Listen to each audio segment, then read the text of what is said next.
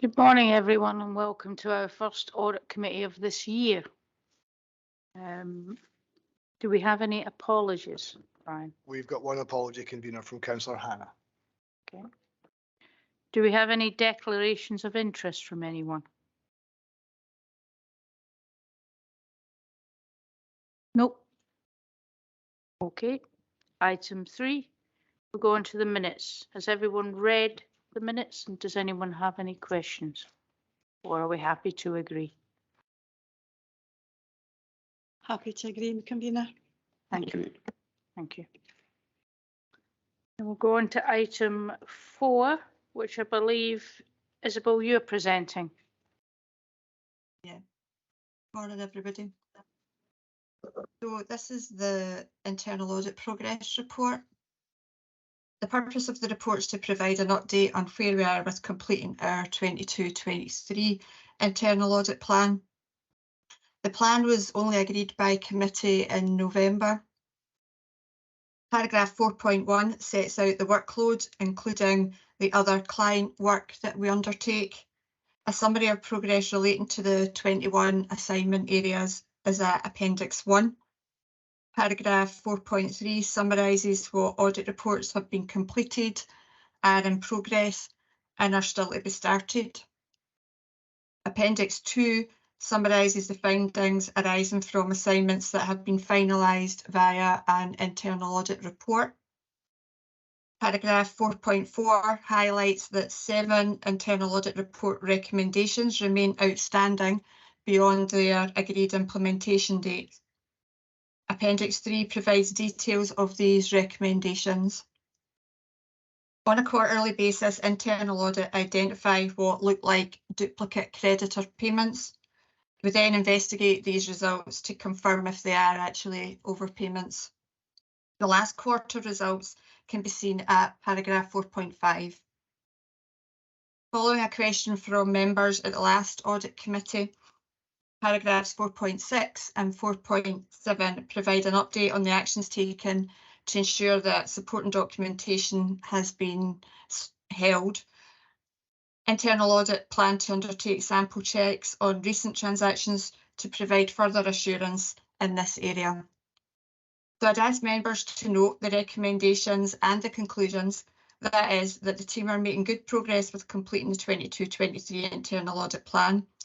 Members should also note the current number of outstanding recommendations, the actions taken regarding the duplicates, and the action taken in response to the member queries from the last audit committee in November. If you have any questions, I'm happy to try and answer them. Thank you. Thank you, Isabel. Councillor Meikle-John. Thank you, convener. I've got a couple of questions. One is obviously related to the outstanding works. Obviously, we've got 5 completed, 7 still to be completed, with 2 reviews yet to be started. And we have a new plan, and it's really about the capacity going forward and to whether or not we will be able to do catch up and actually deliver on our plan within agreed timescales. If I'll just give all the questions at once, convener, that might help and allow officers to come back. The other question specific to that is in relation to the fleet management, the follow-up in stage 2, and to when that's likely to be completed, because we know there was concerns in relation to that. Section 4.5, where we have the duplicate or duplicate payments.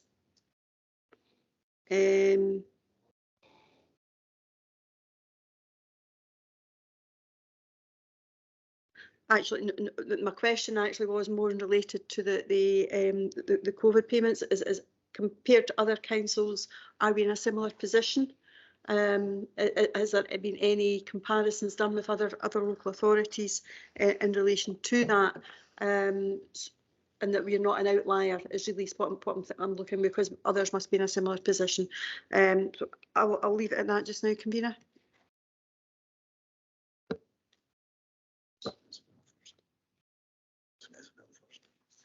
Isabel, do you wish to respond, please? Yeah, of course. So the first one on the delivery of the plan, you're quite right to say that obviously there's still a bit of work to be done there. There are actually only 2 audits to be started.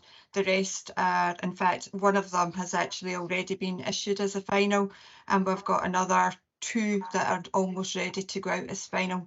So I'm not concerned that that those reports are going to be way behind. Obviously, yes, you're right. The words you used there were catch up, and that's exactly what we've been doing over the last 2 years, basically. We did have some resource issues over the last 2 years where a couple of members of staff moved on, and then that meant there were vacancies in the team that had to be filled. Those vacancies weren't easy initially to fill, and we got there, and that's been a great help to us. And then I had a period of sick absence, which wasn't helpful either. So we have been playing catch up to try and make sure that all the work has been undertaken, because at one point we actually only had 2 auditors in the team who were still trying to provide this audit service to the standard that we wanted to. So as I said in the report, we only started this plan, it only came to you in November, so we have got quite a lot of the way through it. And what we are doing now is trying to play that catch up by bringing everything back in line after the pandemic to make sure that our plans are going at the right time, which is now, that's why you've got the plan now, so that we're trying to get back in line with where we were. So I think in answer to that question, yes, we're in a relatively good place because we actually only have the 2 reports that we've still to start. One of them is your second question, and that just goes quite nicely into that, because the 2 that were deferred into next year's programme, which is the next report, is around fleet, and that is the phase 2 work. And I just said a couple of minutes ago that there were a couple of reports that were ready to go out as final just in the next week or 2. This is the next audit after that. Once we've got these cleared, the fleet audit is the next one that we're starting on. So that will cover that one. The third one around COVID. We did do a lot of work with other councils in comparison at the time, in particular to the problem that we had with the transactions not being stored. That was particular to us because it was our Integra system where the information wasn't being held. It's not that the information wasn't available and hadn't been getting authorised, it just hadn't maybe been stored because we had changed the way we were working through COVID.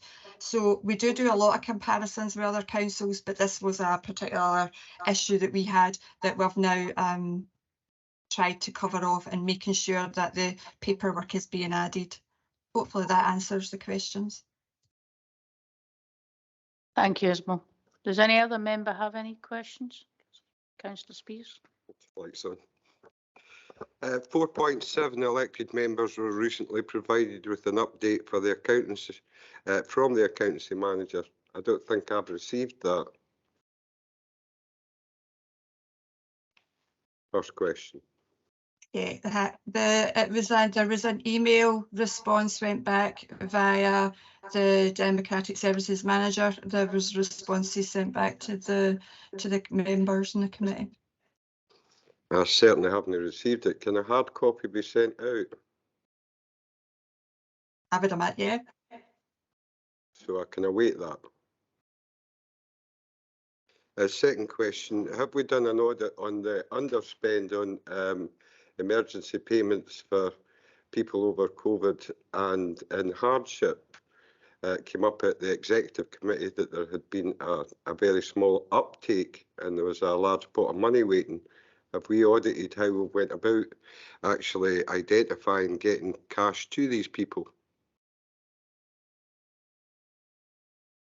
No, that isn't a specific audit that we did. At the time through COVID, we did a lot of assurance work and verifying of all the funding that was going out. But that isn't something that's we specifically looked at. It's maybe something we need to look at rather urgently. present recession.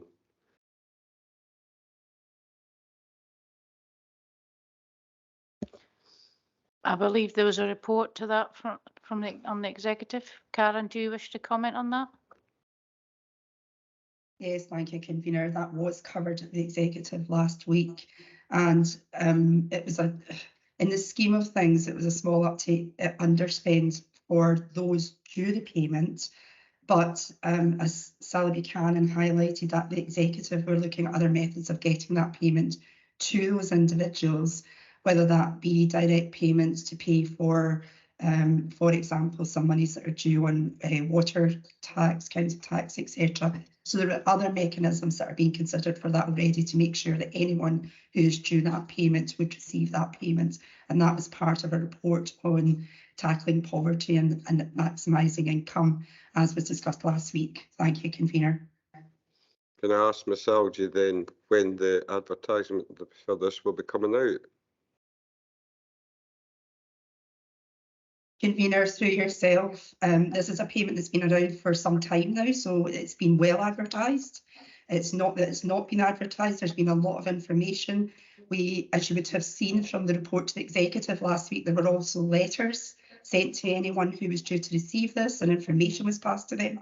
So a lot of that work has already been done, but some individuals have not contacted the council to receive the payment, and that's the area where we're following up and trying to make sure that anyone who was due would receive it. Thank you.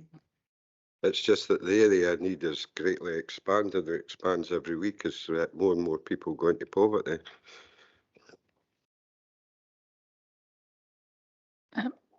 Is there any other questions from anyone else? Councillor Meikle-John. Could I come back, convener? It was relation to the EPIAs. That is obviously something that was flagged up in our best value report, just around our approach to qualities. And while there has been some work done and on producing and making sure we're producing our EPIAs, I just wondered if there's something more that we could be doing to maybe embed that in the reports coming forward to ensure that there's an EPIA attached to all reports that where it's appropriate to help inform members as their decision making. Thank you, Councillor Meikle-John. That'd be helpful. Karen? Yep, thanks, convener. Have to come in on that point. Yeah, it's a very good point, and it's something that we are now working to do to try and make sure that any report that is where an EPIA is required would have that prior to coming to members for consideration, so that you've got that. In addition, there's work getting done, and that's why this is an outstanding recommendation, because there's work getting done to review the EPIA process. So we do have better arrangements in place for completion, but we want to actually review the EPIA forums, and we're also planning to do some additional training for officers and members on the EPIAs. We've already done a piece of training for elected members. There's some more training that we have planned for that. Some of that will follow on as well from a refresh of the actual EPIA document once that's done. Thank you. Thank you, Karen. Councillor Meikle-John, not happy with that? Yes, I was just wondering if it's something that could be considered as part of a review of standing orders, so that we have something more prescriptive to ensure that we're complying with that going forward. Does anyone else have any? Sorry, Karen. Oh, sorry, convener. Convener, I was just going to say through yourself, if that's absolutely fine, and I will actually ask for that to be built into a review of standing orders. No problem at all. Thank you. Thank you, Karen. Do we have any other questions? Okay, move on to the next item then, please.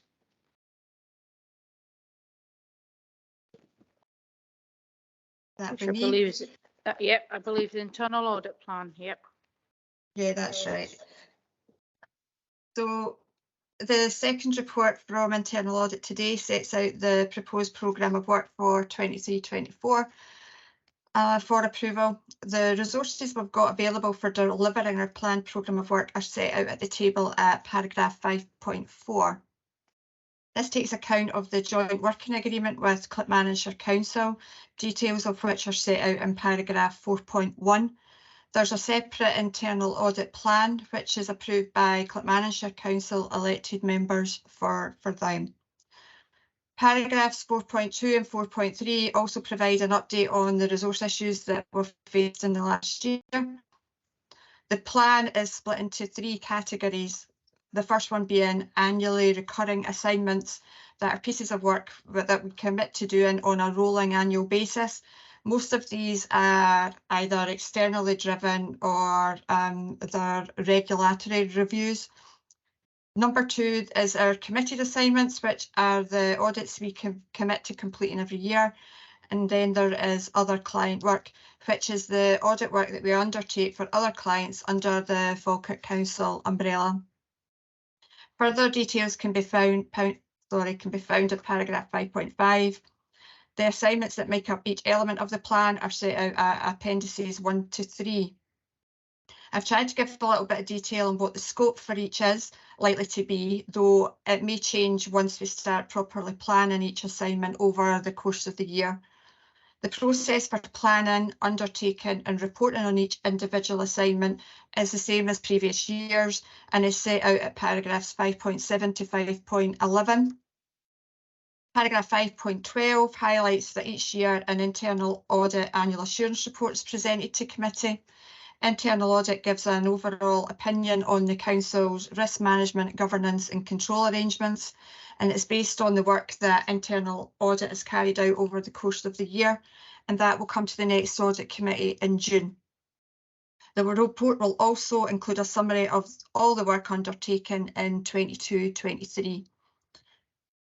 So to finish, I draw your attention to the recommendations at paragraph 2.1. In particular, can I ask that committee approves the internal audit plan for the year, but to bear in mind the resources available to internal audit and the need for the plan to be flexible. Internal audit will direct resources to where they're most needed, and progress will be reported to audit committee on an ongoing basis. Happy to take any questions. Thank you. Councillor Meikle-John. Thank you, convener. Obviously, just a follow-on question from the previous is about do we have the resource to be able to meet our plan, and is there likely to be any adverse impact of the work that we're doing with external organisations such as Strathcarron and Clackmannan, where I appreciate we do get a fee for that, but that should not compromise our work. And just a wee bit more information and understanding of the reciprocal audit review with West Lothian Council and to what it is we're looking to achieve out of that as we go forward. Thanks, Convener. Thank Councillor Meikle-John. Isabel? Yeah, that's okay. So yeah, the resources, it is always a balancing act, especially because we do the other work. That would be wrong of me to say otherwise. We still have enough resources in there to provide good coverage for Falkirk Council, and you're right to say we do get a fee, so we are generating an income from both Clackmannanshire Council and from Strathcarron Hospice. This probably leads me right into your second question. In terms of the Falkirk Council umbrella, the only other client work that's affected is the hospice, because Clackmannanshire does have a separate plan. So there is a division of resources over the two, but you'll see from the plan that's there, we have good coverage, we have a good number of audits. And part of what I was just saying in my intro there was around the annual assurance that we have to provide. So we have more than enough there in terms of types of audits, length of audits, complexity of audits, the focus being risk-based. We have more than enough there to cover the requirements for our annual assurance report. So that probably answers a bit of 1 and 2. The third one you asked was about West Lothian. So internal audit as a whole is an independent function, because in order to do our work, we have to be independent of all the other services. And the only thing really that we can audit within the council is ourselves, and the risk function sits with me. So West Lothian are in that same position. So we set up a reciprocal agreement a number of years ago where we audit that function for each other to provide that independence still. So it's to give you an added layer of assurance that where our risk function is. That audit is being undertaken just now and is on at draft report stage, and we're just going through the findings just now. So that report will be like every other report, and it will come to a future audit committee. Thank you. Councillor. Thank you. Does anyone else have questions? Councillor Spears? Thank you. Appendix 1, consultancy work and income generation. Can you tell me if we are auditing external groups that are using this for consultancy reasons, especially with consulting the public? And also, is there a list on income generation, especially on assets? As you know, we're going through an asset realisation process at the moment, and these figures would be very interesting for elected members and the general public who may wish to take these assets on. Isabel? Yeah. The consultancy and income generation is more about the function of internal audit. So we're always trying to look for those opportunities to maximise the income that we bring in. So in this context, it is around the work that we do with Clackmannanshire Council and the hospice. Both of those contracts have been up for renewal, and we've been doing quite a lot of work negotiating to try and get those new contracts set up, which I'm able to tell you that we're in the process of doing that. And with regards to your second part of your question about assets, again, it's more about consultancy with services within the council, and indeed with our other organisations that we work with, and it's about providing advice and consultancy for maybe projects. It's not this area of work isn't specifically to deal with audits. It's about that wider picture.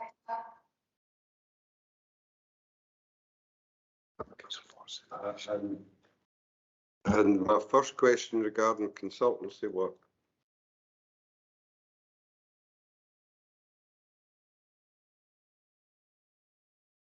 Yeah, that was it. That was about the consultancy that we do, rather than some of your question is around the consultancy with the public. If we are doing an audit, we will look to see what consultancy has been done as part of that audit, if that was part of the scope of that audit. But internal audit specifically would not be necessarily looking to consult with the public. Our information is like here because it's a public, it's in the public domain. Yeah. I know I'm not really answering your question, but I don't think it's really a question for me. Okay, maybe for the Director of Development Services or the Financial Director. I know we've had a particular consultancy ongoing for 5 years.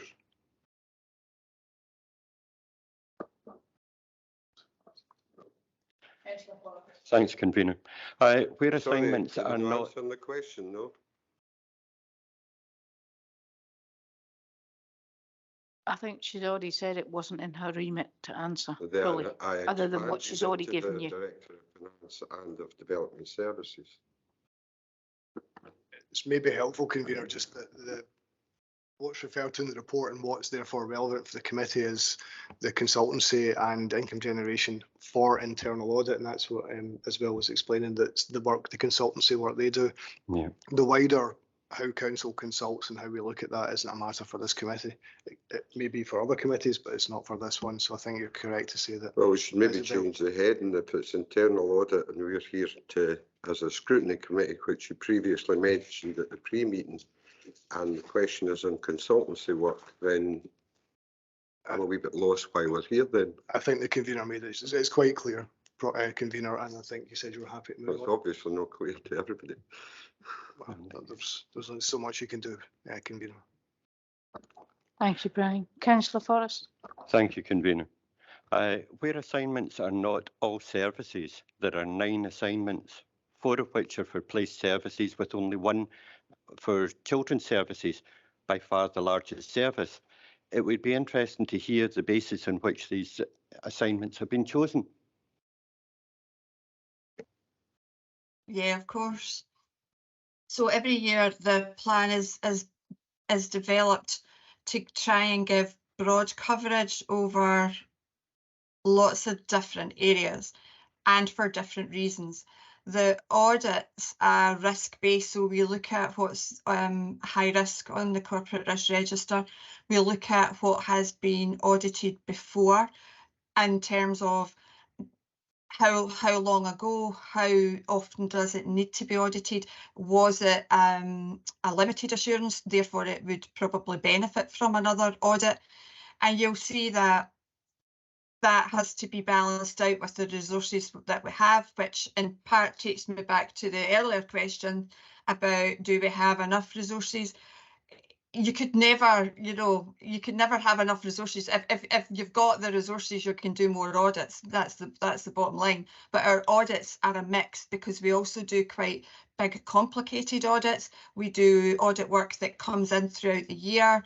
The fleet services audit that was referred to earlier is one of those where there was work done, there were particular issues, and we've repeatedly gone back to try and provide that extra assurance. So we're always trying to balance in and fit in where things are important. We map all the different areas out and try to get that, try and prioritise them into types of like transactional testing audits, bigger systems audits, and it's always subject to change, because anything could happen within the year that would change that, something else could happen. But obviously at this point, these were with the resources that we have, the best audits that we could come up with to give the coverage over all the different things that we need to. I hope that answers. Thanks. Thank you, that's very helpful, very informative. Thank you. Does anyone else have any questions? I just have one very small question regarding to page 12 of the report. Energy Bills Support Scheme. How well was this publicised? Because it's the first I've heard of it.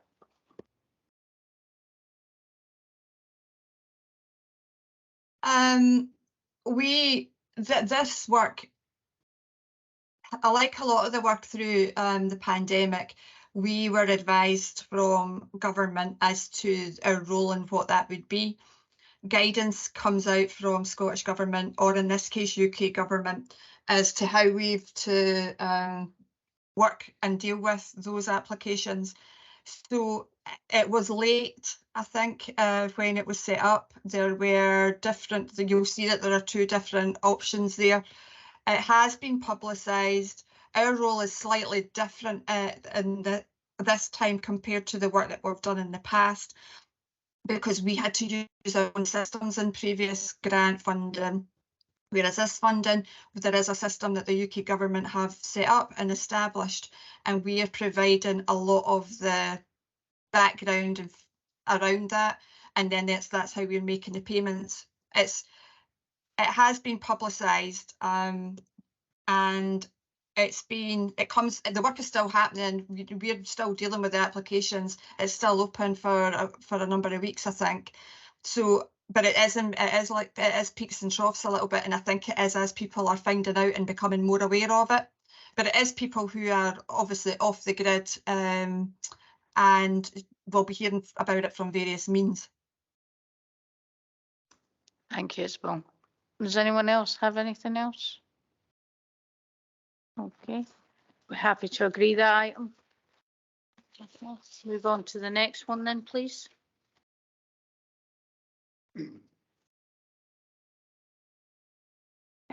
Thank you, convener. I think that's me that's picking up this item 6. So it's the corporate risk management update. And so the report in front of you presents an update on the corporate risk register and an update on the risk management improvement plan. And I'll just take you through some of the kind of key points of the report, if that's okay. So section 5 of the report shows a summary of the changes that have been made to the corporate risk register. There's a more detailed summary included at Appendix 1, and then there's also hyperlinks at paragraph 5.1 that take you to the detail behind the detail, if you like. There's 4 new risks which have been added to the corporate risk register. Those have all been rated high at this time, and they're summarised at table 5.2. So the lead officers for those risks are working on the templates for the corporate risk register, which will include developing smart action plans to support the management and the mitigation of the risks. And there's 1 risk relating to early years expansion, which has been removed from the corporate risk register. Paragraph 5.4 of the report notes that a number of risks continue to be high risks, and many of those are scored with having a limited assurance. But there are risks within Appendix 1 where we're expecting the target date to be met that will help that high risk move to medium. But one of the key things that we need to look at is set out in paragraph 5.6, which is about ensuring measurable action plans are in place for each risk. I took a report to CMT a few weeks ago, and we've discussed this with directors to ensure that work's undertaken and to make sure that measurable action plans are in place for each of our high corporate risks.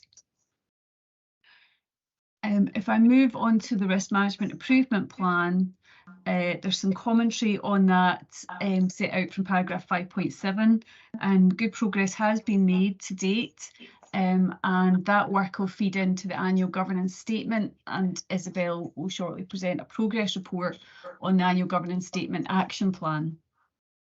And a summary of some of those areas of progress are included in the bullet point list at paragraph 5.8. As I've already noted, I think the key issue that we need to work on is the development of those measurable action plans to manage and mitigate the risks on the corporate risk register. We do have action plans, it's just maybe a bit of sort of quality control and improving those action plans wherever we can. We have also said that we would carry out horizon scanning sessions with officers and members, and we're hoping to do that before the end of June this year. And as we've already been discussing, the West Lothian audit is coming to conclusion, and we'll pick up any recommendations flowing from that and consider those. And finally, I would draw the committee's attention to the proposed changes to the reporting timetable for corporate risk. And apologies, I think in rereading the report over the weekend, the proposals in the body of the report is not as clear as they could be, but they are set out in the recommendations, and it's number 4 in the recommendations. So just to summarise, the proposed plans are to continue our quarterly updates on corporate risk to CMT, and those will cover the risks as well as our processes and our improvement plan. To take an annual corporate risk management update to audit committee and 6 monthly annual governance statement updates, and then to take 6 monthly reports to executive, which will focus on the risk register, risk management improvement plan, and horizon scanning. And the point behind those proposals is that those better reflect the roles and responsibilities of each of the bodies as set out in the risk management framework, which was agreed by audit last year and went to executive in December last year. So that's a very brief summary of all those of the report. Obviously, my colleagues are here from each of the services if anyone has a query on any individual risks. And thank you, convener. I'm happy to take any questions. Thank you, Amanda. Councillor Meikle-John. Thank you, convener. A couple of questions and just a couple of comments. just a wee bit of confusion, I think, in the way it's reported, Amanda, and I'm seeking a bit of clarification of where we've got areas where we have substantial assurance and limited assurance. So it's understanding which is it, or is the actual risk needing to be broken down into two areas. So I think we need to have a wee look at that and how that could be clearer.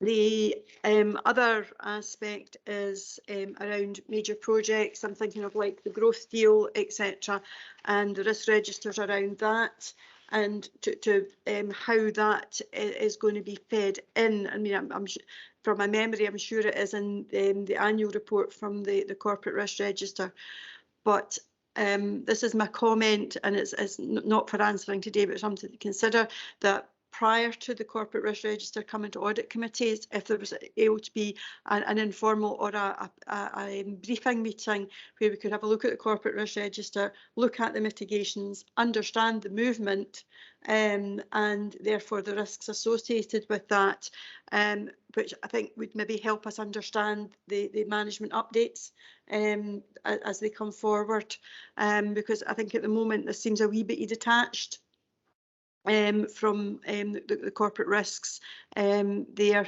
and I just ask maybe a bit of consideration is given to that. Thank you, convener. Amanda. Thank you, convener.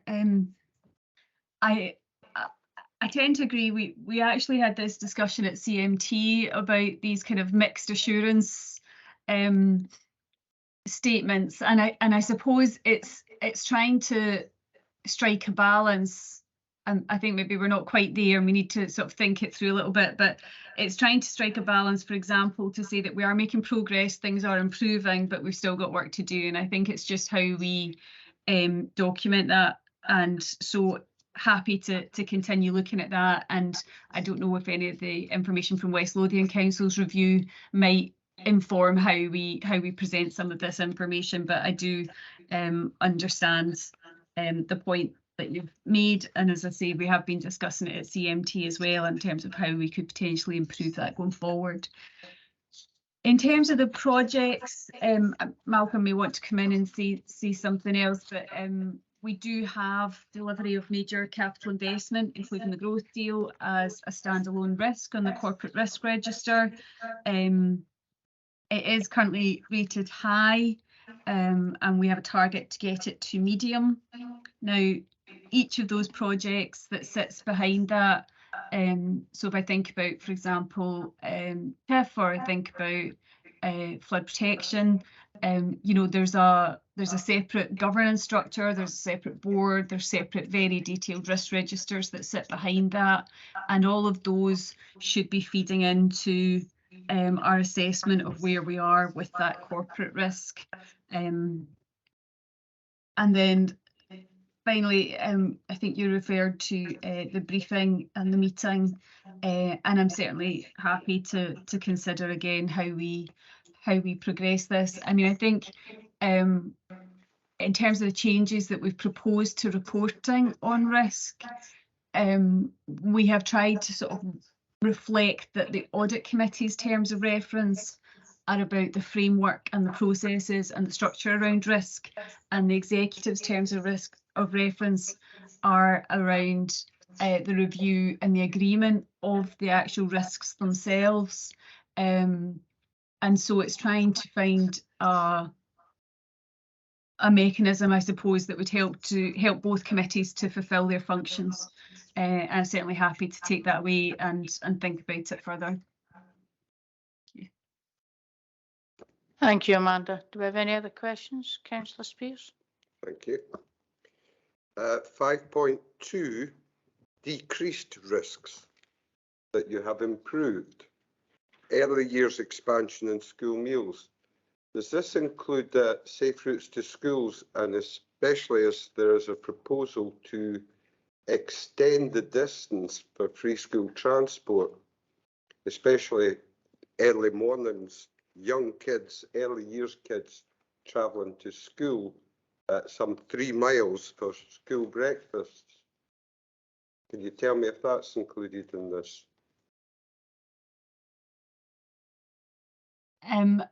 Oh, Gary may want to come in there. Okay, through your convener, just to answer Councillor Spear's question, it doesn't include the risks associated with that because those risks will be contained in the committee report that's been prepared just now to come to a future meeting in one of the executive committees. The decreased risks relate to the fact that the early years expansion is complete relative to the intentions that were set out by the Scottish Government to increase hours to 1,140 hours per annum, and we've done that successfully across Falkirk. And the school meal expansion refers to the universal provision of free school meals being rolled out to primary school aged children up to primary 5 just now. And again, that's been successfully done throughout the Falkirk areas. It's only right and proper that, as referred to earlier on, the risks are reviewed continually, and in this case, these risk ratings have been reduced, which is good news. Yeah, I thought the Director of Development Services might come in on safe routes to school. Councillor Spears, I don't think this is for this meeting. Second question. 5.53, health and safety remains. Now you go on 5.6. That there is clear plans to the risks. So you're saying it's not for this meeting, but we're handling risk here.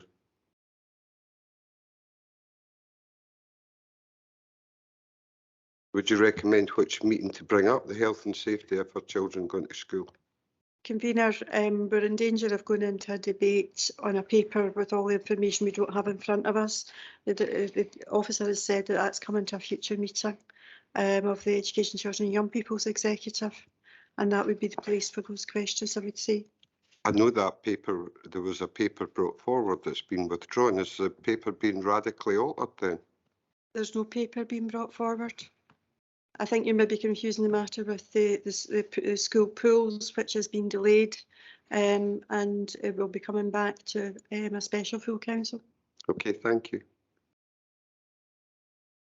Thank you, Councillor. Councillor Patrick.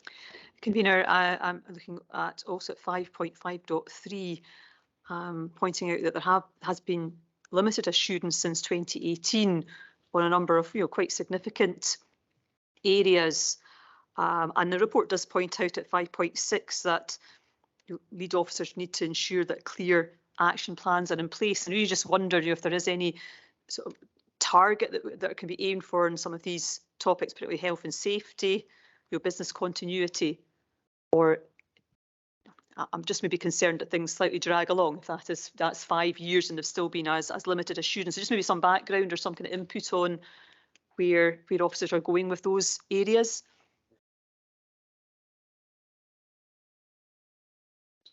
Karen. Thank you, Convener. I'm happy to come in the health and safety one, and maybe other officers can come in the other two. But certainly for the health and safety risk, that has indeed been high risk since 2018. There was a piece of work done over 2018-19, but then delayed in 2020 due to the COVID work, and our health and safety team moved away from the work on the action plan to deal with specific areas of work directly linked to ensuring that our services were safe over the COVID period. But the committee is absolutely right that we now need to pick this up, and we have indeed done that. So there was an action plan. Since this report was written, you'll see reference to an action plan coming to CMT. That's now actually been done. That was taken to CMT in March this year. That's been signed off by CMT for health and safety. We have also arranged, the team has also met with all services to develop specific service action plans and also performance indicators for those services. So since the start of this year, I would say that good progress has been made, and we just need to keep continuing with that work now and then implement those action plans. So I hope that helps, certainly on the health and safety one. Thank you. Thank you, Karen. Do we have any other questions? Okay, Mr. Benny. thank you through you, convener. Just to say, with regards to business continuity, I can only talk on that since my arrival in January 2022. We've got an active manager in that role who's making a number of significant improvements, and obviously Douglas Gardner was appointed to the head of service role in recent months, and together we are working through the action plan that is listed in the documents in front of you. So I totally take on board the feedback from Councillor Patrick, and would like to reassure her that we are addressing those issues, and I'm happy to provide further updates to elected members as we make our way through that. Thank you, Malcolm. I have one small question myself regarding the climate change. Climate plans are unfunded. It says there's no assurance on delivering. Can I ask why and when we're liable to have any information on this, please? Through you, convener.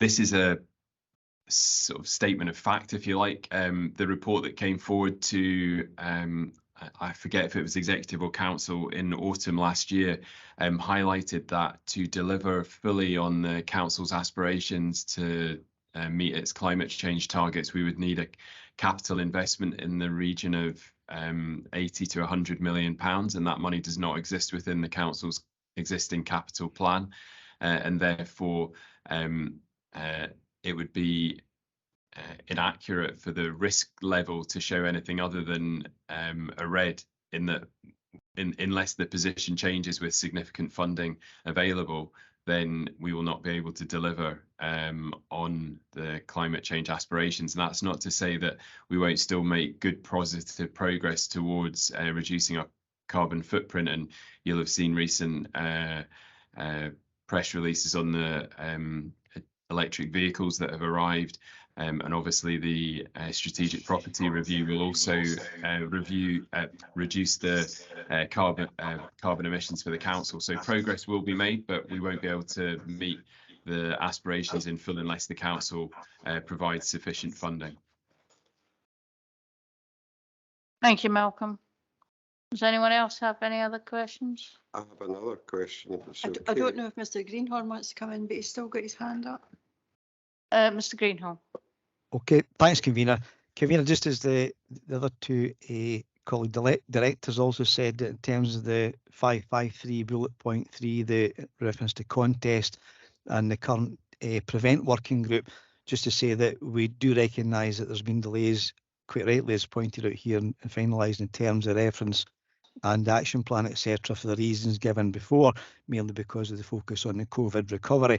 However, it does say that we intend to put it right, and we're working with the corporate risk coordinator to develop those in the second quarter of 2023, and we are currently aim to have that completed then. Thank you. Thank you. Councillor Spears. Thank you. It's on Appendix 2, 2.2, horizon scanning. Can you expand on this? As you say, it's an area of limited assurance.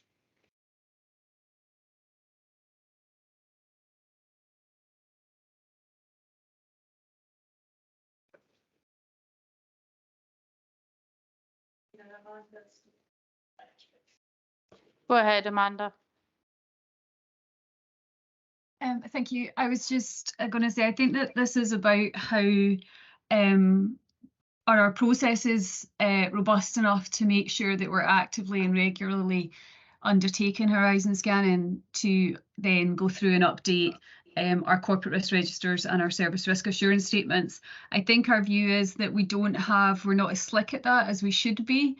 And so it is part of our risk management improvement plan. And we have said, I think I maybe referred to earlier, that by the end of June, we would be aiming to have a workshop with some of our chief officers and members to look at horizon scanning. Horizon scanning is part of the terms of reference for the executive to look at new and emerging risks. And we in the terms of reference for the executive, we say that they will look at it at least once a year. But I don't think we have been as diligent as we could be in making sure that we've undertaken that piece of work with members of the executive. So this is about getting a more robust process in place, which is regularly undertaken. I suppose where I would take some assurance is that you know, we have recognised, we've updated the corporate risk register, we've added 4 new risks on for the areas that we know are things that are, you know, getting discussed regularly at CMT, things that services are flagging up as potential risks or things that are taking up a lot of resource. So I think the work is undertaken, it's just sort of formalising it and making sure all the right people are involved in it. Thank you. I would suggest maybe the directors look at their inboxes for inquiries from elected members. That would give them a clear picture of what's on the horizon, but what's happening just now. Okay, no more questions? Are we, if not, are we happy to agree this item? Thank you. Moving on to the next item, please.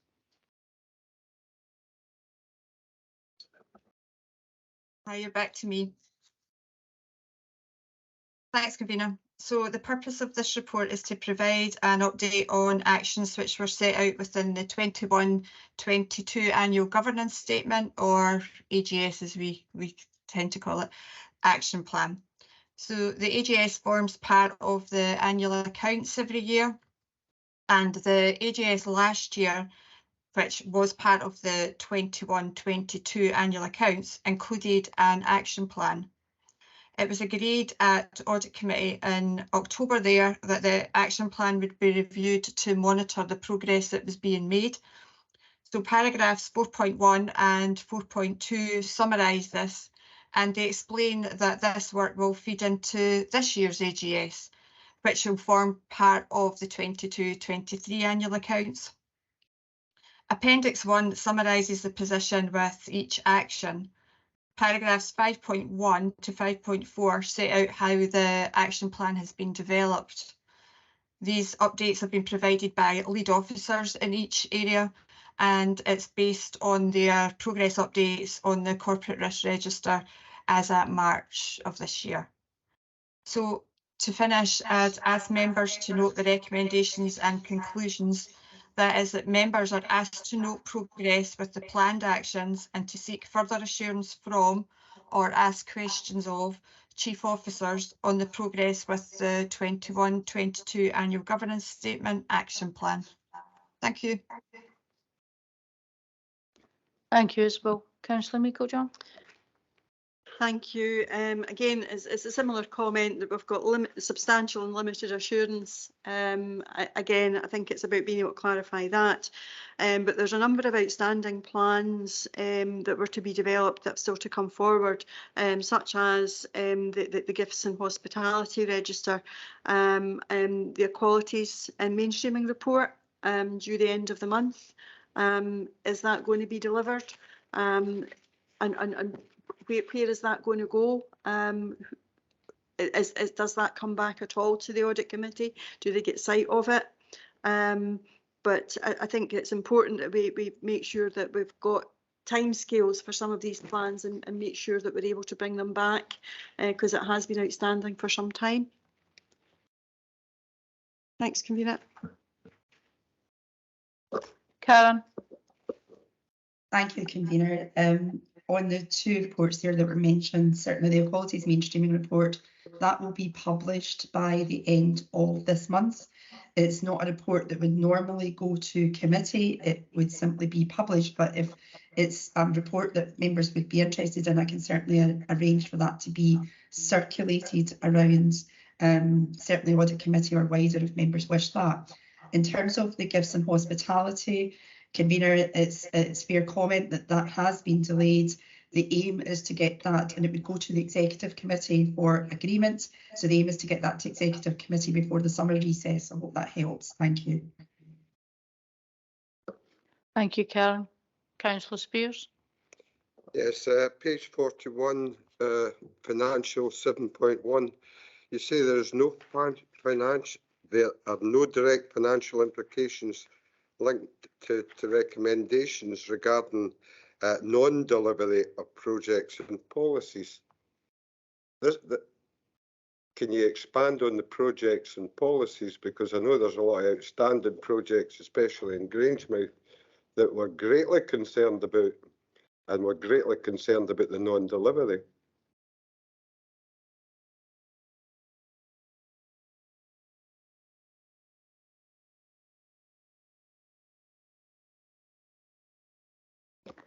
Amanda, sorry, I can't see your hand. It's off the bottom of the screen. Go ahead. Okay. So there's no direct financial implications which are linked to the recommendations. The recommendation being for the committee to note the paper. So there's no financial implication of noting the paper. But the second sentence in paragraph 7.1 is just reflecting the fact that across everything that we do as a council, we need good and robust risk management, and that risk management will support delivery of projects. So it's not about any individual policy or project, it's just making the point that there can be a financial implication to non-delivery of projects and policies, and that effective risk management should help to stop that. So there's nothing there's no specific project in mind in terms of that wider comment. Thank you, Amanda. Councillor Forrest. Thank you, Convener. Page 47, page 47, transformational change. I'd like to ask when the AI report would be finalised. I think that will be for Isabel. Yeah. And I've got a second one, but it's for Malcolm, so I'll get him in a second. Okay, give us the first question first then. Yeah, no problem. So that is one of the audits I spoke about earlier. So it's been a very complicated, big piece of work, that audit, and it's at draft report stage. It's been through lots of different officers to get the conclusion, because we looked at a number of projects, and that's one of the ones I spoke about earlier that will be being issued as final in a couple of weeks, and it will come back via this committee once it's been finalised. Thank you, Isabel. My next question, P50, resilience and business continuity. The timescales for producing the business continuity improvement plan was March 23, and it's not been implemented. When will it be finalised and implemented, please?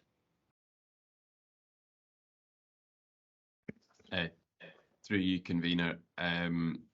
Apologies, I don't have that information with me, but I'll ensure that I speak to Douglas and we get that update provided to you and the other members of the committee as soon as possible.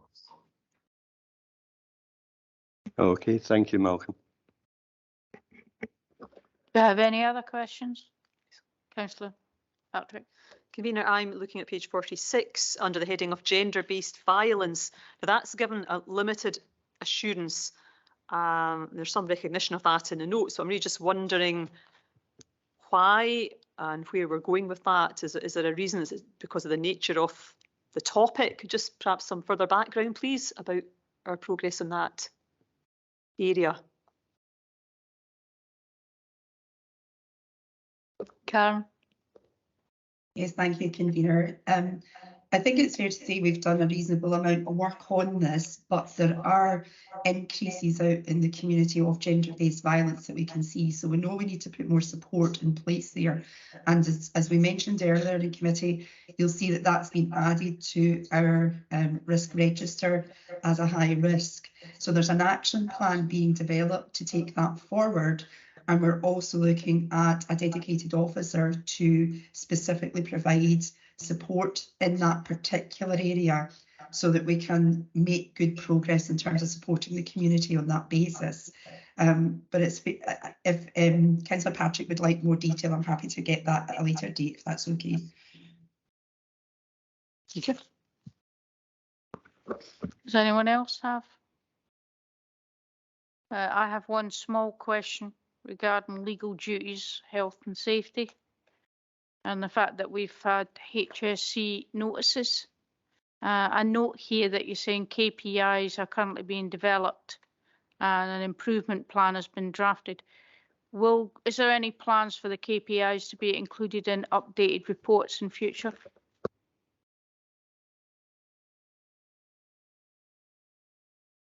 Apologies, page 44.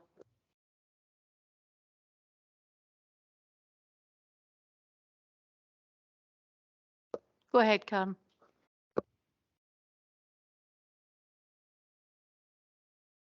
Thank you, Convener. These KPIs were the ones that I referred to earlier that our health and safety team are working with all services to develop. So those would then be put in place and monitored as part of our normal health and safety practices and monitoring arrangements.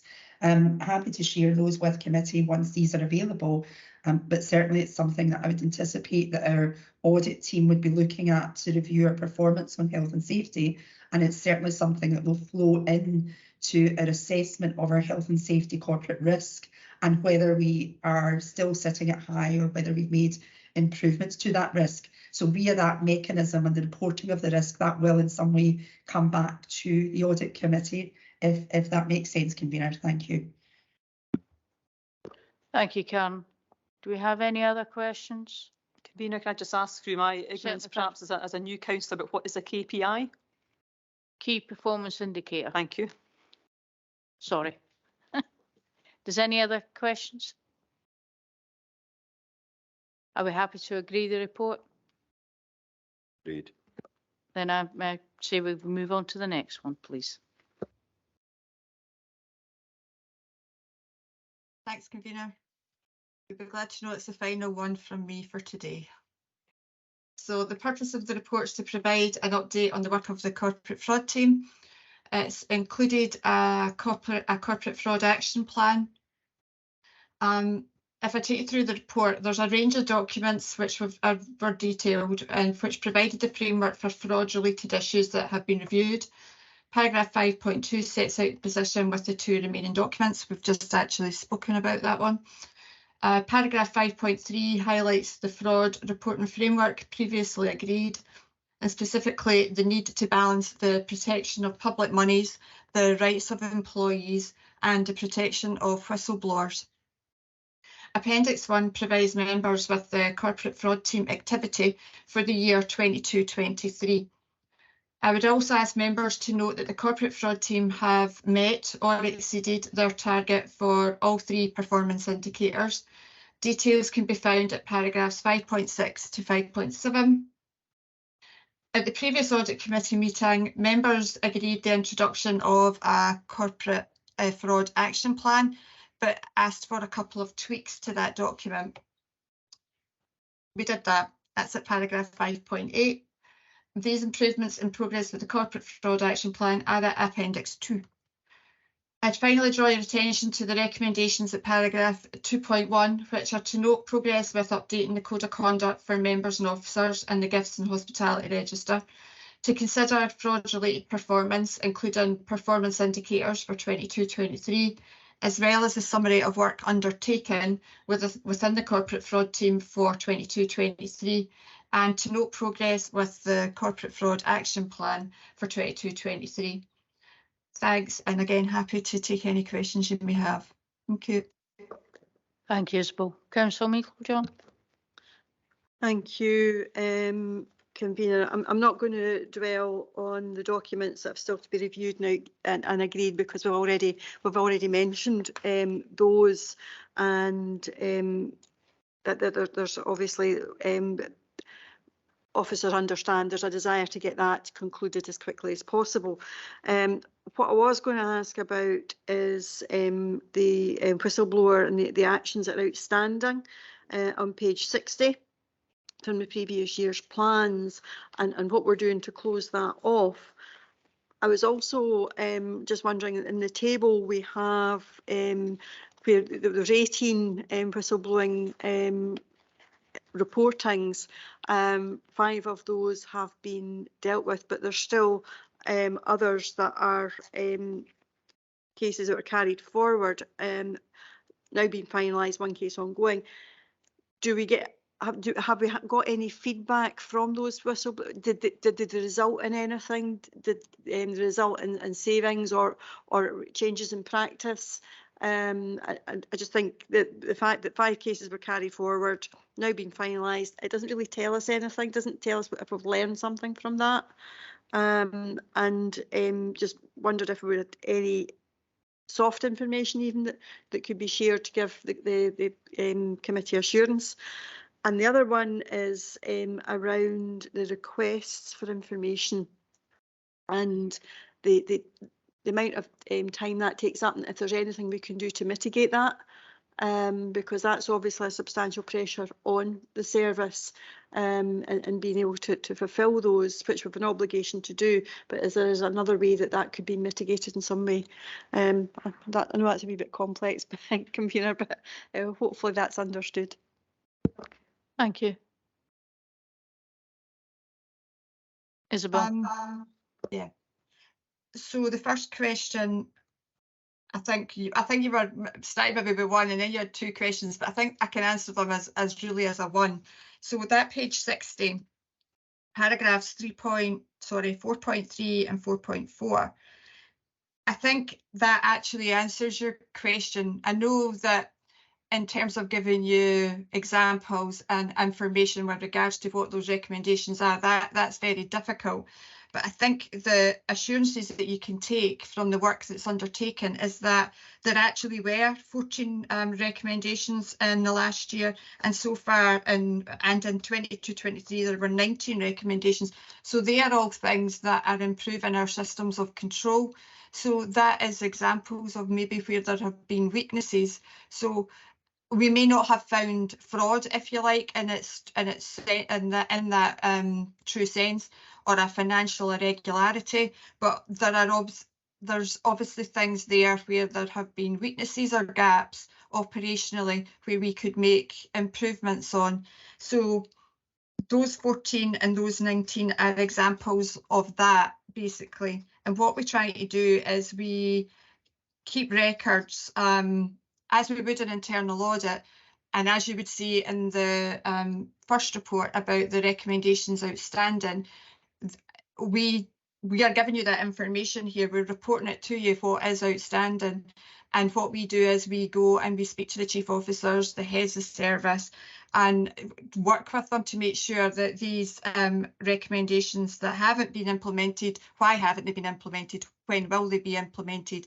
And I can give you a wee bit of information there in that a couple of the 2 that are outstanding at 4.3, that's more around the process that they've got to go through. So I know, for example, those 2 are to do with contracts, and they are going to the next procurement board to be discussed and either agreed, or maybe another option will come up. It could be that something has moved on since they were made, but they're very much on our radar and will be until we've got a result that we're satisfied with. The same could be said with the one at 4.4. I'm just going to check it because I'm sure I've got it here. So yeah, that's a piece of work that's actually a policy that's sitting with the trade unions to be decided. So again, it is a move on, and it is action that is being taken to improve on these things. Sometimes when we carry things forward, it's out with our control within the corporate fraud team. It could be to do with a member of staff being off work, absent from work, for example, and therefore we can't continue on with that investigation or whatever it may be until that changes. So I think hopefully that gives you a wee bit of a flavour for the first question. In terms of the next question about requests for info and the time taken, the work of the corporate fraud team is very much demand led. We never know what we're getting in. So whistleblowers will come to the team, and we could, you know, it can be that we've got a lot of work on. It may be that we've got less work on. So what we have in those times when there isn't as many investigations to be done, we have a lot of proactive work going on. And the kind of work that we do with the police and with our own internal services, they aren't resource intensive, so it's not taking up a lot of our time, and we tend to juggle that in amongst all our other work that we're doing. The work with the police specifically, we obviously, it's intelligence work for them, and we are happy to work with them as best we can to provide the information they require, because we also work with them when we are doing our own investigations. So it's not resource intensive, and it's not really anything I would say is a problem for the team to do. Thank you. Thank you. And convener, just to come back, I'm comfortable with what you're saying, that the outcomes of the investigations have informed process and practice, and indeed potential policy. But is there a way that we could actually have that? Because the key word you've said, that there's been no fraud, and I think that's helpful, but just so that we know and have the assurance that the actions aren't related to fraud, but are more related to our internal practice and processes, and a need for a policy update. Rather, I fully understand you can't be specific because we don't want to identify anyone in particular, but I just think that maybe gives a better overall view, particularly of where these investigations sit. Thank you, convener. As well.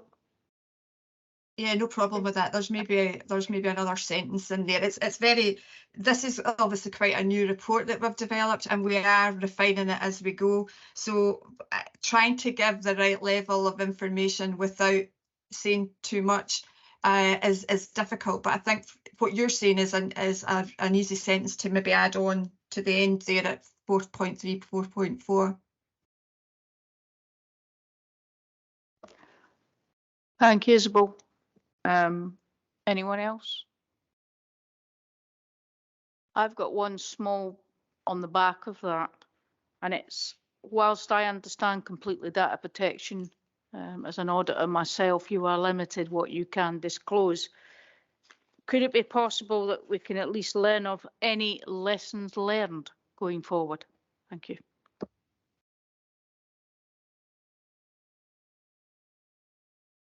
I think it's certainly something to consider. I think there's an issue maybe around, again, the level of information required, because we do have to protect whistleblowers, and if whistleblowers are coming from a service, it may be too directed, but certainly if there is a way of giving you that information around lessons learned, I'll definitely try to do that, of course. Thank you, Isabel. Is there any more questions, or are we happy now to agree the report? Thank you. We move to the final item.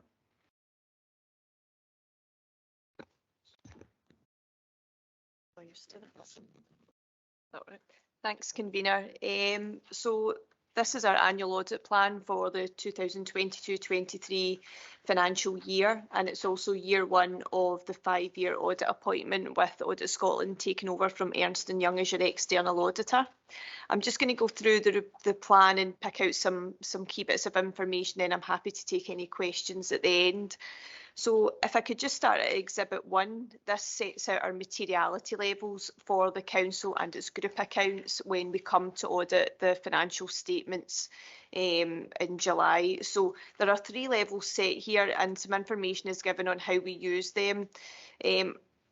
Firstly, our planning materiality. So this figure is what we use to assess the overall impact of audit adjustments in the financial statements. And then moving on to performance materiality, this is the figure that we use if we find any errors. We use this to assess whether we need to do any further audit procedures or adjust our kind of audit plan around certain areas. And then lastly, the reporting threshold. This is the amount that if we identify any errors and they're unadjusted, we would report these to yourselves at this level. So each of those figures are in the last column of that table, but we'll keep these under review, and certainly when we get the unaudited accounts at the end of June, we'll reassess these and see if they need to be adjusted in any way. Then moving down to Exhibit 2. So from our planning work that we've been doing the last couple of months in the risk assessment stage of the audit, we identified risks and then we planned our audit approach around these risks. So in the table, you'll see that there's one significant risk of material misstatement that we've identified, and that's in relation to the risk of material misstatement due to fraud caused by management override of control. So it's a bit of a mouthful. But basically, our auditing standards require us to consider this.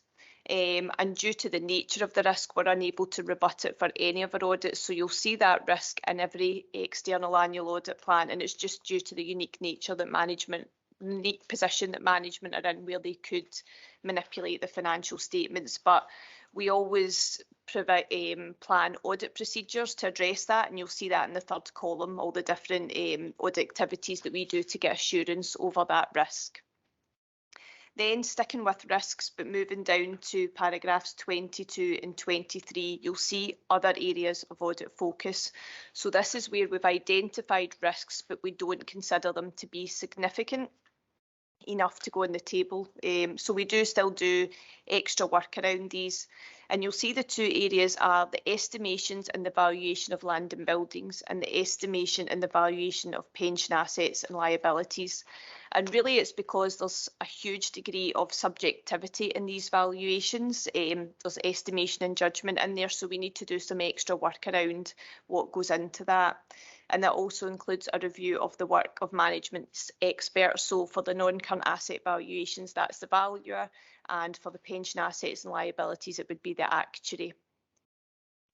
Sticking with the financial statements, paragraph 24 to 28 sets out some information with regards our audit of the group accounts.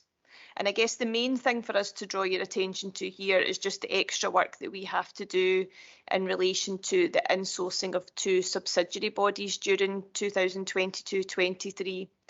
So with the Falkirk Community Stadium and the Falkirk Community Trust being brought back in-house, we will review the accounting treatment of how that's done in the financial statements, and that's the extra work that we have to do around the group this year.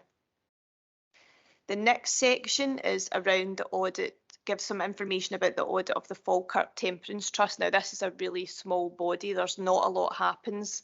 The financial statements don't have a lot going on or of not very high values, but because of the legislation we still have to complete an ISA compliant audit. So we've done the risk assessment stage, the materiality and all the rest of it, and we will review the accounts and will provide an independent auditor's report to be inserted into those financial statements as well. Moving down from paragraph 33, we'll get some information here about our wider scope audit and our best value work. It sets out our 4 wider scope areas and the work that we're going to do, and it's worth mentioning that this year we are required from our planning guidance to also do some work around climate change and cybersecurity, so reviewing the council's arrangements, what they have in place for both of these areas. And then in terms of best value, previously we would have completed a full best value assurance review at one point in time during our 5-year audit appointment, but the process has now changed in the approach that we now do a thematic review each year. So this year it's on council leadership and setting of priorities following the local elections last May, and that work's well underway. We've already had some meetings and we've got more meetings set up in the next couple of weeks to progress that further. And then just the kind of other thing that I wanted to mention before taking questions was in relation to our timetable and our outputs. So Exhibit 6 sets out our audit outputs for the year, and Exhibit 7 gives us a provisional timetable for the year. A bit of context, I guess, in terms of where we are. We were affected quite a lot by the pandemic in terms of our timescales, and we always signed off councils by the end of September, and that definitely moved back over the last few years. We are trying to work back to getting back to our previous timetables, but some audits were still signed off late last year, which delayed us in getting into our new teams and our new audits this year. So we did start later than we normally would. We are very much aiming for the end of September, but we have to be a bit realistic given that we did start later. So we will be communicating with officers frequently over the next few months, especially once we get into the financial statements audits, to check in and keep in touch about whether it's doable and work through what would need to be done if it wasn't achievable. So it's just to highlight that. I think it would be silly of us to make promises at this point that we would sign off by the end of September. So it's just worth mentioning that. And then the last couple of things, the audit fee is documented at paragraph 50 for the year. And then the other matters section sets out what we're doing in relation to internal audit, independence and objectivity and quality. And then lastly, as we are new to the council, Appendix 1 gives you a wee bit of information about your audit team. Obviously, you're meeting myself here today, and Sarah's joining us through Teams, and Pauline will be along to one of the next meetings to meet you as well. So that just gives you a wee bit of information on that. But I'm happy to take any questions on what I've said or anything I've not mentioned. Thank you, Julie. Councillor Meikle-John. Thank you, convener, and I have an understanding, obviously, of the last few years and the delays, but certainly from our perspective, having the final report as close to the September timeline would be really helpful, particularly recognising that if we need to have further actions on that, there'll be a further delay. I was going to ask a wee bit, as you would anticipate, around the audit fee, less about the audit fee for Falkirk Council, but more about the level of the audit fee for the charitable trust, recognising it as a relatively small trust. And I appreciate it's probably not something that you have an awful lot of control over, but to understand how is that set? Is it related to the size of the actual trust fund, or is it just a standard fee? Yeah, so audit fees are actually set by our audit quality and appointments team, which is another part of the business that we have no involvement in. But in terms of the charitable trust, I recognise that it's incredibly small, and not a lot has happened with that set of accounts in the last couple of years. The issue is that because of the regulations, the legislation, we still have to do an ISA compliant audit on it. So we still have to spend X amount of days in doing that. So there's a full risk assessment process. And then we have to also go through all the quality processes that we have to as well, in terms of reviewing and more senior people involved in that process. So that is kind of the basis of it. I recognise it as very small. We have gone with, well, I know that it's a similar fee to what Ernst & Young charged in the previous year, and where we have applied uplifts in fees for certain audits, we've actually just stuck with the 2,500 for that, rather than uplifting it further this year to try and kind of acknowledge the small size of it. But yes, it is unfortunate that we still have to go through everything we have to, given the size of it. So you're not being picked on. Ernst & Young got asked the same question. No, that's fine. I totally recognise it. We've had a lot of fee questions this year. But thank you for that. Councillor Spears. Thank you. Could you expand on, you're doing an audit on the council leadership following the last election? Obviously, as a leader of a very minority group, the independents, we've been excluded from some committees, so we're really interested and will be more than helpful if you want us to take part in that audit. Okay. Yeah, so previously the council obviously has a duty to provide best value, and we have a duty to audit it as well. So previously we would have done the full best value, which would have covered leadership and various other elements of the council. The approach now is to do thematic reviews. So this year we're focusing in on leadership and the setting of priorities following the elections. So yes, where we previously would have done focus groups and all that kind of thing, it's because it's a thematic review and there's less days to do that in. It's more of a kind of reviewing minutes, documentation, all that kind of thing. And where we have time, we're reaching out to like the chief executive and everything, for example. I think that there's definitely scope to involve members where possible, but we have to keep it restricted in terms of the times. We haven't made any arrangements yet to meet members for it, and we'll keep that in view. But it's very much looking at how the council sets the priorities, and that they are aligned all the way through the council. So we always talk about a golden thread from like the vision at the top, the priorities, and then all the council's plans. So whether what's set at the top then feeds into the budgets and all the service delivery plans as well. So that's kind of the main focus of it. But definitely we'll keep that in mind as we work through it. We're still at the because early the stages. democratic deficit is obviously a concern. It's not just a concern to me, it's a concern to the public. We get asked, what did you say? And we say, oh, wait a minute, we're not allowed to be on that committee.